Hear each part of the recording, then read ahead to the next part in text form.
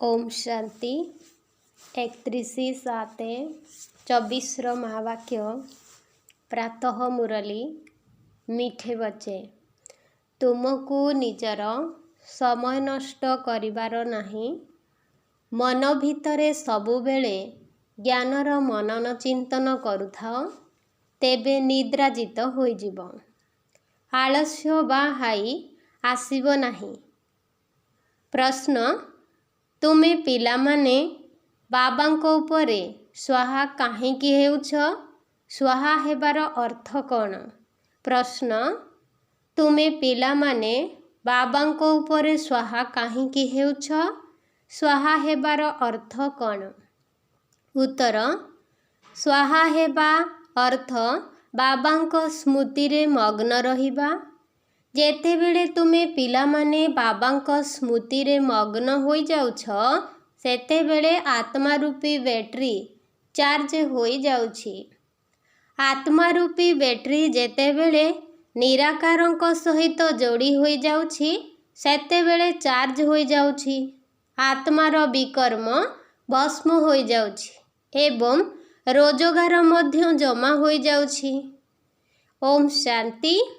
आत्मिक पिता आत्मिक संतान मानकु बुझाउछंती एबे तुमे माने एठारे शरीर सहित अछ तुमे माने जानिछ मृत्यु लोकरे एहा आमर अंतिम शरीर पुणी कौन हेबो पुणी बाबांको सहित शांति धामरे आमे एकत्र हेबा सेठारे एही शरीर रहिबो नाही पुणी आमे पुरुषार्थर क्रम अनुसारे स्वर्ग को आसीबा। समस्ते तो एकत्र आसीबे नहीं। वर्तमान राजधानी स्थापन हेउछि जेपरी बाबा शांतिर सुखर सागर अटंती पिलामानकु मध्य सेही भली शांति एवं सुखर सागर करुछंती। पुणी आमकु जाई शांति धामरे विराजमान हेबाको पड़िबो। तेणु एबे बाबांकु घरकु एवं सुखधाम को मने पकेइबाकु हेबो।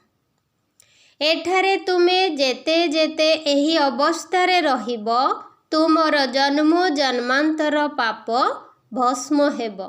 एहाकु कुहा जाइछि जोग अग्नि। सन्यासी माने कोनोसी सर्वशक्तिवान को सहित जोग लगाउ नहंती। से माने तो आत्मार रहिबार स्थान ब्रह्म सहित जोग लगाउछंती। से माने हेले तत्वयोगी ब्रह्म अथवा तत्व सहित जोग लगाउछंती। एही सृष्टि रूपी रंगमंचरे जीव आत्मा मानकर खेल हेउछि। शांति धामरे केवल आत्मा माने ही रही थांती। तेबे सेही शांति धाम को जीवा पाई सारा दुनिया पुरुषार्थ करुछि। सन्यासी माने मध्य कहउछंती कौन कहउछंती आमे ब्रह्मरे लीन होई जीवो। से माने एपरि कहंती नहीं जे आमे ब्रह्मरे जाई निवास करिबु। एही कथा को एबे तुमे माने बुझी गलणी। भक्ति मार्ग रे केते गोलमालिया करी पुराणर कथा सुनाउछंती।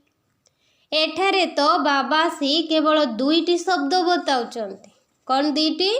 जेपरी मंत्र जप करी थांती ना केही निज गुरु को मने पकेई थांती तो पुणी आउ किए काहाकू मने पकेई थांती। छात्र केवल शिक्षक को मने पकेई थांती। सेही भली एबे तुम मानकर मध्य केवल बाबा एवं घर ही मने पड़ुछि। तुमे माने एबे बाबांको ठारू शांतिधाम एवं सुखधामर वर्षा नेउछ। तेणु तुमर एही कथा ही बुद्धि रे मने रहुछि। मुख द्वारा किछि कहिबार आवश्यकता नहीं। एबे तुमे माने बुद्धि द्वारा जानुछ जे प्रथमे शांतिधाम को जाउछ एवं परे हेउछि सुखधाम। आमे प्रथमे मुक्ति को प्राप्त करुछु परे जीवन मुक्ति रे आसुछु। मुक्ति जीवन मुक्ति दाता हेउछंती एकमात्र बाबा। बाबा पिला मानको बारंबार बुझाउछंती समय नष्ट करिबा उचित नुहे। ଜନ୍ମ ଜନ୍ମାନ୍ତର ପାପର ବୋଝ ତୁମର ମୁଣ୍ଡ ଉପରେ ରହିଛି। ଏହି ଜନ୍ମର ପାପର ସ୍ମୃତି ତ ରହିଛି ନା। ସତ୍ୟ ଯୁଗରେ ଏସବୁ କଥା ରହିବ ନାହିଁ। ଏଠାରେ ପିଲାମାନେ ଜାଣିଛନ୍ତି ଆମ ମୁଣ୍ଡ ଉପରେ ଜନ୍ମ ଜନ୍ମାନ୍ତର ପାପର ବୋଝ ରହିଛି। ପ୍ରଥମ ନମ୍ବର ହେଲା କାମ ବିକାରର ବିକର୍ମ, ଯାହାକି ତୁମେ ଜନ୍ମ ଜନ୍ମାନ୍ତର କରିଆସିଛ ଏବଂ ବାବାଙ୍କର ନିନ୍ଦା ମଧ୍ୟ ବହୁତ କରିଛ। ବାବା ଯିଏକି ସମସ୍ତଙ୍କର ସଦ୍ଗତି ଦାତା, ତାଙ୍କର କେତେ ନିନ୍ଦା କରିଛ। ଏସବୁ କଥା ଧ୍ୟାନରେ ରଖିବାକୁ ହେବ ଏବଂ ଯେତେ ଦୂର ସମ୍ଭବ ବାବାଙ୍କୁ ମନେ ପକାଇବାକୁ ହେବ।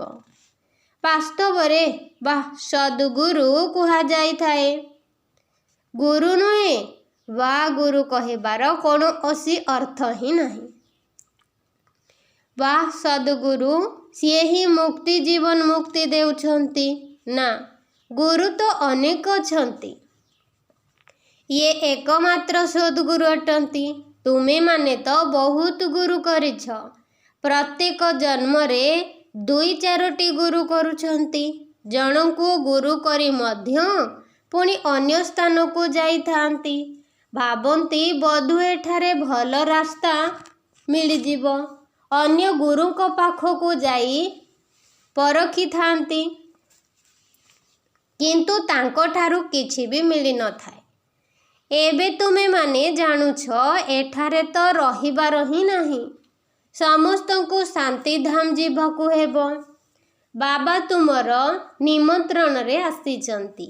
ବାବା ତୁମକୁ ମନେ ପକାଇ ଦେଉଛନ୍ତି, ତୁମେ ମୋତେ ଡାକୁଛ, ଆସି ଆମକୁ ପତିତରୁ ପାବନ କର। ପାବନ ଶାନ୍ତିଧାମ ବି ଅଟେ ଏବଂ ସୁଖଧାମ ମଧ୍ୟ ଅଟେ। ବାବାଙ୍କୁ ଡାକୁଛନ୍ତି ଯେ ଆମକୁ ଘରକୁ ନେଇଯାଅ। ଘର ସମସ୍ତଙ୍କର ମନେ ଅଛି। ଆତ୍ମା ତୁରନ୍ତ କହିବ ଆମର ନିବାସ ସ୍ଥାନ ପରମଧାମ। ପରମପିତା ପରମାତ୍ମା ମଧ୍ୟ ପରମଧାମରେ ହିଁ ରହିଥାନ୍ତି। ଆମେ ମଧ୍ୟ ପରମଧାମରେ ରହିଥାଉ। ଏବେ ବାବା ତୁମମାନଙ୍କୁ ବୁଝାଉଛନ୍ତି, ତୁମ ଉପରେ ବୃହସ୍ପତିର ଦଶା ପଡ଼ିଛି। କେଉଁ ଦଶା? ବୃହସ୍ପତିର ଦଶା ପଡ଼ିଛି। ଏହା ହେଲା ବେହଦର କଥା। ବେହଦର ଦଶା ସମସ୍ତଙ୍କ ଉପରେ ପଡ଼ୁଛି। ଏଭଳି ସୁଖ ଦୁଃଖର ଚକ୍ର ଘୁରି ଚାଲିଛି ନା। ଆମେମାନେ ହିଁ ସୁଖରୁ ଦୁଃଖକୁ, ପୁଣି ଦୁଃଖରୁ ସୁଖକୁ ଆସୁଛୁ। ଶାନ୍ତିଧାମ, ସୁଖଧାମ, ପୁଣି ଏହା ହେଲା ଦୁଃଖଧାମ। ଏକଥା ମଧ୍ୟ ତୁମେମାନେ ହିଁ ବୁଝୁଛ। ମନୁଷ୍ୟମାନେ ତ ଏହି ସବୁ କଥାକୁ ବୁଝିପାରୁନାହାନ୍ତି। ଏବେ ବାବା ତୁମକୁ ବଞ୍ଚିଥାଉ ଥାଉ ମରିବା ଶିଖାଉଛନ୍ତି। ଆତ୍ମାରୂପୀ ପତଙ୍ଗମାନେ ପରମାତ୍ମା ରୂପୀ ଜ୍ୟୋତି ଉପରେ ଧ୍ୟାସ ଦେଇ ଦେଉଛନ୍ତି, ଅର୍ଥାତ୍ ସମର୍ପିତ ହୋଇଯାଉଛନ୍ତି। ଯେପରି କେହି କେହି ପତଙ୍ଗ ଅଗ୍ନିଶିଖା ପ୍ରତି ଆକର୍ଷିତ ହୋଇ ଆତ୍ମାହୁତି ଦେଇଥାନ୍ତି, ଆଉ କେହି କେହି ଅଗ୍ନିଶିଖାରେ ଚାରିପଟରେ ଘୁରି ଘୁରି ଚାଲିଯାଆନ୍ତି। ବାବା ମଧ୍ୟ ବ୍ୟାଟେରୀ ଅଟନ୍ତି ନା। ସମସ୍ତଙ୍କର ବୁଦ୍ଧି ଯୋଗ ସେହି ଜଣକ ସହିତ ରହିଛି। ତେବେ ନିରାକାର ବାବାଙ୍କ ସହିତ ଯେପରି ଆତ୍ମାରୂପୀ ବ୍ୟାଟେରୀ ସଂଯୋଗ ହୋଇ ରହିଛି, ଏହି ବ୍ରହ୍ମାଙ୍କ ଆତ୍ମା ତ ବହୁତ ନିକଟରେ ଅଛି।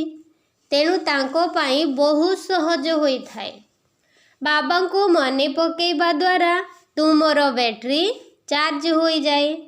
ତୁମମାନଙ୍କ ପାଇଁ ଟିକେ ମୁସ୍କିଲ ହେଉଛି, କିନ୍ତୁ ଏହାଙ୍କ ପାଇଁ ସହଜ। ଯେତିକି ତୁମେ ପିଲାମାନଙ୍କୁ ପୁରୁଷାର୍ଥ କରିବାକୁ ପଡ଼ୁଛି, ବ୍ରହ୍ମା ବାବାଙ୍କୁ ମଧ୍ୟ ସେତିକି ପୁରୁଷାର୍ଥ କରିବାକୁ ପଡ଼ୁଛି। ଇଏ ଯେତିକି ନିକଟତର, ସେତିକି ତାଙ୍କ ଉପରେ ବୋଝ ମଧ୍ୟ ରହିଛି। ଗାୟନ ମଧ୍ୟ ରହିଛି। ଚିନକେ ମାଥେ ମାମଲା। ବାବା କେତେ ଗାୟନ ମଧ୍ୟ ରହିଛି। ଜିନକେ ମାଥେ ମାମଲା। ଏହାଙ୍କ ଉପରେ ତ ବହୁତ ଦାୟିତ୍ୱ ରହିଛି ନା। ବାବା ତ ସଦା ସମ୍ପୂର୍ଣ୍ଣ। ଏହାଙ୍କୁ ସମ୍ପୂର୍ଣ୍ଣ ହେବାକୁ ପଡ଼ୁଛି। ବ୍ରହ୍ମା ବାବାଙ୍କୁ ସମସ୍ତଙ୍କର ଦେଖାଶୁଣା କରିବାକୁ ପଡ଼ୁଛି। ଯଦିଓ ଉଭୟ ଏକତ୍ର ଅଛନ୍ତି, କିନ୍ତୁ ବିଚାର ତ ଚାଲୁଛି ନା। କନ୍ୟାମାନଙ୍କୁ କେତେ ମାଡ଼ ଖାଇବାକୁ ପଡ଼ୁଛି, ସେଥିପାଇଁ ଦୁଃଖ ହେଉଛି। କର୍ମାତୀତ ଅବସ୍ଥା ତ ଅନ୍ତିମ ସମୟରେ ହେବ। ସେତେବେଳେ ପର୍ଯ୍ୟନ୍ତ ବାବା କହୁଛନ୍ତି, ସେତେବେଳ ପର୍ଯ୍ୟନ୍ତ ଧ୍ୟାନ ଦେବାକୁ ପଡ଼ୁଛି। କନ୍ୟାମାନଙ୍କର ଚିଠି ନ ଆସିଲେ ମଧ୍ୟ ଖ୍ୟାଲ ଆସେ ବେମାର ହୋଇନାହାନ୍ତି ତ। ସେବାର ସମାଚାର ଆସିଲେ ବାବା ନିଶ୍ଚିତ ତାଙ୍କୁ ମନେ ପକାଇବେ। ବାବା ଏହି ଶରୀର ଦ୍ୱାରା ସେବା କରୁଛନ୍ତି। କେବେ କେବେ ବହୁତ କମ୍ ମୁରଲି ଚାଲିଥାଏ। ଯଦି 2-4 ଦିନ ମୁରଲି ନ ଆସିଲା, ତେବେ ତୁମ ପାଖରେ ତ ମୁରଲିର ପଏଣ୍ଟସ୍ ରହିଛି। ତୁମେମାନେ ନିଜ ନିଜର ଡାଏରୀ ଦେଖିବା ଉଚିତ। ବ୍ୟାଚ୍ ଉପରେ ମଧ୍ୟ ତୁମେ ଭଲ ଭାବରେ ବୁଝାଇ ପାରିବ। ଯେତେବେଳେ ଆଦି ସନାତନ ଦେବୀ ଦେବତା ଧର୍ମ ଥିଲା, ସେତେବେଳେ ଅନ୍ୟ କୌଣସି ଧର୍ମ ନଥିଲା। ତେବେ କଳ୍ପବୃକ୍ଷର ଚିତ୍ର ମଧ୍ୟ ସାଥିରେ ରହିବା ଦରକାର। ଭିନ୍ନ ଭିନ୍ନ ଧର୍ମର ରହସ୍ୟକୁ ବୁଝେଇବାକୁ ପଡ଼ୁଛି। ପ୍ରଥମେ କେବଳ ଗୋଟିଏ ଅଦ୍ୱୈତ ଧର୍ମ ଥିଲା।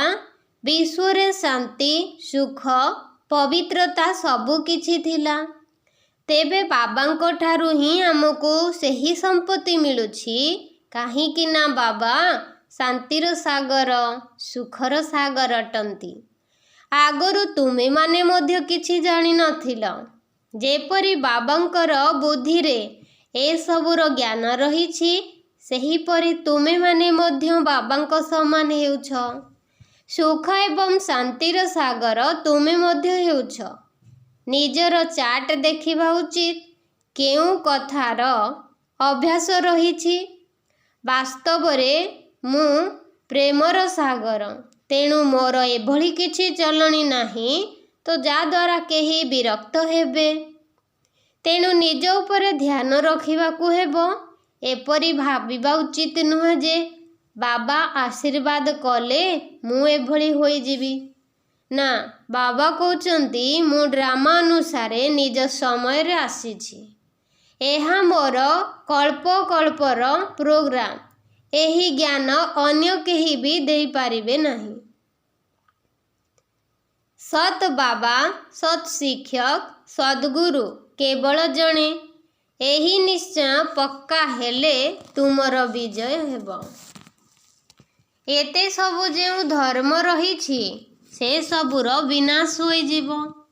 ଯେତେବେଳେ ସତ୍ୟଯୁଗରେ ସୂର୍ଯ୍ୟବଂଶୀମାନେ ଥିଲେ, ସେତେବେଳେ ଅନ୍ୟ କୌଣସି ବଂଶାବଳୀ ନଥିଲା। ପୁଣି ମଧ୍ୟ ସେହିପରି ହେବ। ସାରା ଦିନ ଏହିଭଳି ନିଜ ନିଜ ସହିତ କଥାବାର୍ତ୍ତା ହୁଅ। ଏହିଭଳି ଜ୍ଞାନର ପଏଣ୍ଟସ୍ ତୁମ ବୁଦ୍ଧିରେ ରହିଲେ ତୁମେ ଖୁସିରେ ରହିବ।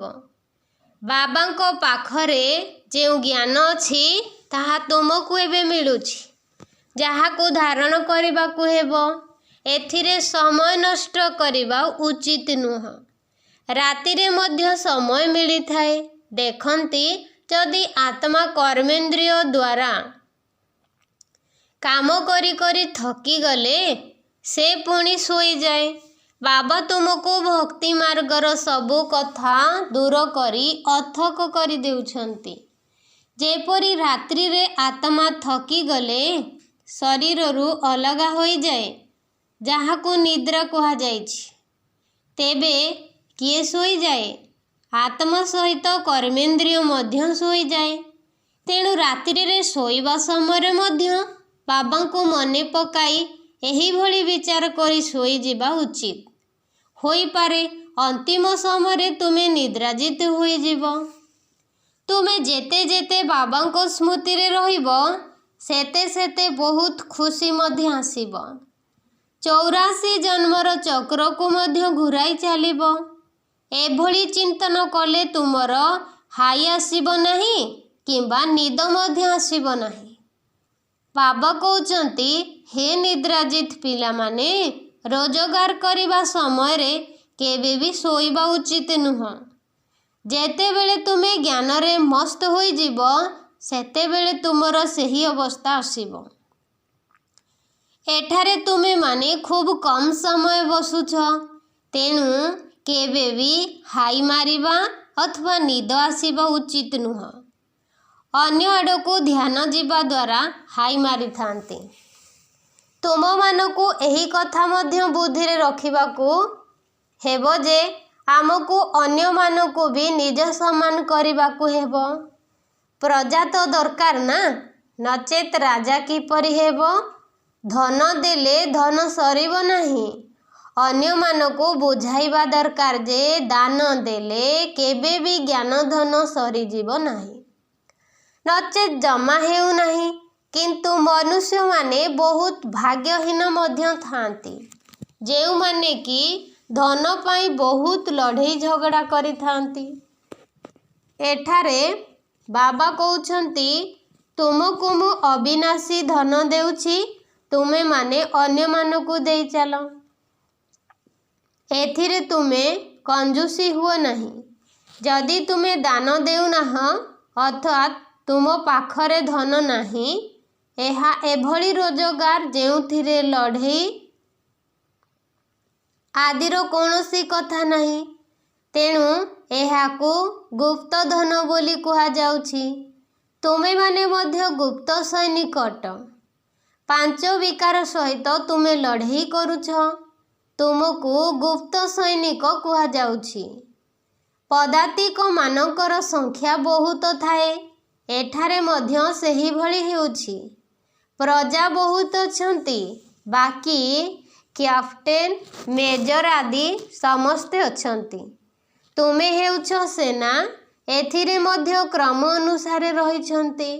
ବାବା ଜାଣିଛନ୍ତି ଇଏ କମାଣ୍ଡର, ଇଏ ମେଜର। ମହାରଥୀ, ଘୋଡ଼ା ସବାର ମଧ୍ୟ ଅଛନ୍ତି ନା? ଏକଥା ତ ବାବା ଜାଣିଛନ୍ତି ଯେ 3 ପ୍ରକାର ବୁଝେଇବା ବାଲା ଅଛନ୍ତି। ତୁମେମାନେ ଅବିନାଶୀ ଜ୍ଞାନରତ୍ନର ବେପାର କରୁଛ, ଯେପରି ସନ୍ନ୍ୟାସୀମାନେ ମଧ୍ୟ ବେପାର ଶିଖାଉଛନ୍ତି ନା? ଗୁରୁ ଚାଲିଗଲା ପରେ ତାଙ୍କ ପଛରେ ଚେଲାମାନେ ସବୁ କିଛି ସମ୍ଭାଳିଥାନ୍ତି। ତାହା ହେଲା ସ୍ଥୂଳ, ଏହା ହେଲା ସୂକ୍ଷ୍ମ। ଅନେକ ପ୍ରକାର ଧର୍ମ ରହିଛି, ପ୍ରତ୍ୟେକଙ୍କର ନିଜସ୍ୱ ମତ ରହିଛି। ତୁମେ ମଧ୍ୟ ତାଙ୍କ ପାଖକୁ ଯାଇ ତାଙ୍କ କଥା ଶୁଣିପାରିବ। ସେମାନେ କ'ଣ ସବୁ ଶିଖାଉଛନ୍ତି, କ'ଣ ଶୁଣାଉଛନ୍ତି? ବାବା ତ ତୁମକୁ 84 ଜନ୍ମର କାହାଣୀ ବୁଝାଉଛନ୍ତି। ତୁମେମାନେ ହିଁ ବାବା ଆସି ସମ୍ପତ୍ତି ଦେଉଛନ୍ତି। ବାବା କହୁଛନ୍ତି, ତୁମମାନଙ୍କୁ ହିଁ ବାବା ଆସି ସମ୍ପତ୍ତି ଦେଉଛନ୍ତି। ଏହା ମଧ୍ୟ ଡ୍ରାମାରେ ନିର୍ଦ୍ଧାର୍ଯ୍ୟ ଅଛି। ଏବେ କଳିଯୁଗ ଶେଷ ପର୍ଯ୍ୟନ୍ତ ପରମଧାମରୁ ଆତ୍ମାମାନେ ଆସୁଥିବେ। ଏଭଳି ବୃଦ୍ଧି ହୋଇ ଚାଲୁଥିବ। ଯେତେବେଳେ ପର୍ଯ୍ୟନ୍ତ ବାବା ଏଠାରେ ଅଛନ୍ତି, ସଂଖ୍ୟା ବଢ଼ି ଚାଲିଥିବ। ପୁଣି ଏତେ ସବୁ ରହିବେ କେଉଁଠି? ଖାଇବେ କ'ଣ? ସବୁ ହିସାବ ରଖିବାକୁ ପଡ଼ୁଛି ନା? ସେଠାରେ ତ ଏତେ ମନୁଷ୍ୟ ରହିବେ ନାହିଁ। ଖାଇଲା ବାଲା ମଧ୍ୟ କମ୍ ରହିବେ। ସମସ୍ତଙ୍କର ନିଜ ନିଜର କ୍ଷତ ରହିବ। ଅଧିକ ଶସ୍ୟ ରଖି କ'ଣ କରିବେ? ସେଠାରେ ବର୍ଷା ଆଦି ପାଇଁ ଯଜ୍ଞ କରିବାକୁ ପଡ଼ିବ ନାହିଁ, କିନ୍ତୁ ଏଠାରେ ବର୍ଷା ପାଇଁ ଯଜ୍ଞ ଆଦି କରିବାକୁ ପଡ଼ୁଛି। ଏବେ ବାବା ଯଜ୍ଞ ରଚନା କରୁଛନ୍ତି। ଏହି ଯଜ୍ଞରେ ସାରା ପୁରୁଣା ସୃଷ୍ଟି ସ୍ୱାହା ହୋଇଯିବ। ଏହା ହେଲା ବେହଦର ଯଜ୍ଞ। ବର୍ଷା ହେବା ପାଇଁ ଲୋକମାନେ ହଦ୍ର ଯଜ୍ଞ ରଚନା କରୁଛନ୍ତି। ବର୍ଷା ହେଲେ ଖୁସି ହୋଇଥାନ୍ତି, ଭାବନ୍ତି ଯଜ୍ଞ ଦ୍ୱାରା ସଫଳତା ମିଳିଲା। ଯଦି ବର୍ଷା ନ ହେଲା, ତେବେ ଶସ୍ୟ ଉତ୍ପନ୍ନ ହେବ ନାହିଁ, ଅକାଳ ପଡ଼ିଯିବ। ଯଦିଓ ଯଜ୍ଞ ଆଦି କରୁଛନ୍ତି, କିନ୍ତୁ ଯଦି ବର୍ଷା ନ ହେବ, ତେବେ କ'ଣ କରିପାରିବେ? ବିପଦ ତ ବହୁତ ଆସିବ। ମୂଷଳ ଧାରାରେ ବର୍ଷା, ଭୂକମ୍ପ ଆଦି ସବୁ ହେବ। ଡ୍ରାମାର ଚକ୍ରକୁ ତ ତୁମେମାନେ ବୁଝିଯିବ। ଏହି ସୃଷ୍ଟି ରୂପୀ ଚକ୍ରର ଚିତ୍ର ମଧ୍ୟ ବହୁତ ବଡ଼ ହେବା ଦରକାର। ବାବା କହୁଛନ୍ତି ଆଡ଼ଭାର୍ଟାଇଜ ବା ବିଜ୍ଞାପନ ବଡ଼ ବଡ଼ ଜାଗାରେ ଲାଗିଲେ ବଡ଼ ବଡ଼ ଲୋକମାନେ ପଢ଼ିବେ। ଏଥିରୁ ବୁଝିଯିବେ ଯେ ବାସ୍ତବରେ ଏବେ ପୁରୁଷୋତ୍ତମ ସଙ୍ଗମ ଯୁଗ ଅଟେ। କଳି ଯୁଗରେ ବହୁତ ମନୁଷ୍ୟ ଅଛନ୍ତି, ସତ୍ୟ ଯୁଗରେ କମ୍ ମନୁଷ୍ୟ ରହିବେ। ବାକି ଏତେ ସବୁ ନିଶ୍ଚିତ ଭାବରେ ସମାପ୍ତ ହୋଇଯିବ। ଶିବ ଜୟନ୍ତୀର ଅର୍ଥ ହିଁ ସ୍ୱର୍ଗର ଜୟନ୍ତୀ, ଲକ୍ଷ୍ମୀ ନାରାୟଣଙ୍କର ଜୟନ୍ତୀ। ଏକଥା ତ ବହୁତ ସହଜ। ଶିବ ଜୟନ୍ତୀ ପାଳନ କରାଯାଉଛି ନା। ଇଏ ହେଉଛନ୍ତି ଅବିନାଶୀ ପିତା। ଇଏ ହିଁ ସ୍ୱର୍ଗର ସ୍ଥାପନ କରିଥିଲେ। ଏସବୁ କାଲିର କଥା। ତୁମେମାନେ ସ୍ୱର୍ଗବାସୀ ଥିଲ, ଏହା ତ ବହୁତ ସହଜ କଥା। ତେଣୁ ପିଲାମାନଙ୍କୁ ଭଲ ଭାବରେ ବୁଝି ପୁଣି ଅନ୍ୟମାନଙ୍କୁ ବୁଝେଇବାକୁ ହେବ। ଖୁସିରେ ମଧ୍ୟ ରହିବାକୁ ପଡ଼ିବ। ଏବେ ଆମେ ସବୁବେଳେ ପାଇଁ ରୋଗରୁ ମୁକ୍ତ ହୋଇ 100% ସୁସ୍ଥ ସମ୍ପତ୍ତିବାନ ହେଉଛୁ। ବାକି ଆଉ ଅଳ୍ପ ସମୟ ଅଛି। ଭଲେ କେତେ ବି ଦୁଃଖ ମୃତ୍ୟୁ ଆଦି ହେବ, କିନ୍ତୁ ତୁମେମାନେ ସେହି ସମୟରେ ବହୁତ ଖୁସିରେ ରହିବ। ତୁମେମାନେ ଜାଣିଛ ମୃତ୍ୟୁ ତ ନିଶ୍ଚିତ ହେବ। ଏହା କଳ୍ପର ଖେଳ। ତେଣୁ କୌଣସି ଚିନ୍ତା ହେଉନାହିଁ। ଯେଉଁମାନେ ପକ୍କା ସେମାନେ କେବେ ହାୟ କରିବେ ନାହିଁ। ମନୁଷ୍ୟ କାହାର ଅପରେସନ ଆଦି ଦେଖିଲେ ତାଙ୍କର ମୁଣ୍ଡ ବୁଲାଇ ଦେଇଥାଏ। ଏବେ ତ କେତେ ବଡ଼ ବିନାଶ ହେବ, ତୁମେମାନେ ଜାଣିଛ। ଏସବୁ ତ ହେବାର ଅଛି। ଗାୟନ ମଧ୍ୟ ଅଛି, ମିରୁଆ ମଉତ ମଲୁକା ଶିକାର। ଏହି ପୁରୁଣା ଦୁନିଆରେ ତୁମେ ବହୁତ ଦୁଃଖ ଭୋଗ କରିଛ। ଏବେ ତୁମକୁ ନୂଆ ଦୁନିଆକୁ ଯିବାକୁ ହେବ। ଆଚ୍ଛା, ମିଠେ ମିଠେ ସିକି ଲଧେ ସନ୍ତାନମାନଙ୍କ ପ୍ରତି ମାତା ପିତା ବାପ ଦାଦାଙ୍କର ମଧୁର ସ୍ନେହ ସମ୍ପନ୍ନ ଶୁଭେଚ୍ଛା ଏବଂ ସୁପ୍ରଭାତ। ଆତ୍ମିକ ପିତାଙ୍କର ଆତ୍ମିକ ସନ୍ତାନମାନଙ୍କୁ ନମସ୍ତେ। बच्चों की ओर से बाप दादा को याद प्यार और गुड मॉर्निंग। नमस्ते नमस्ते नमस्ते। धारणा पाई मुख्य सारांश नंबर 1, बाबांको ठारू अविनाशी ज्ञान धन नेई अन्य मानकु दान करिबाकु हेबो। ज्ञान दान करिबारे केबे कंजूसी हेबार नाही। ज्ञानर पॉइंट गुड़िकु सर्वदा चिंतन करबाकू हेबो एवं राजा हेबा पाई प्रजा निश्चित तैयारी करबाकू हेबो। नंबर 2, निजर चार्ट को देख। मु बाबांको भली प्रेमर सागर होई गलिनी। 2, केबे काहाको असंतुष्ट करू नाही तो। 3, निजर चाली चलन उपरे मोर ध्यान अछि तो। वरदातांकर वरदान, ज्ञान सहित गुणगुड़िकु जाग्रत करी सर्वगुण संपन्न हेउथिबा गुणमूर्त भव। वरदान, ज्ञान सहित गुणगुड़िकु जाग्रत करी सर्वगुण संपन्न हेउथिबा गुणमूर्त भव। विस्तार, प्रत्येक संतान भितरे ज्ञान तो बहुत रहिछि, किंतु एबे दिव्य गुण गुड़िकु जाग्रत करिबार आवश्यकता रहिछि।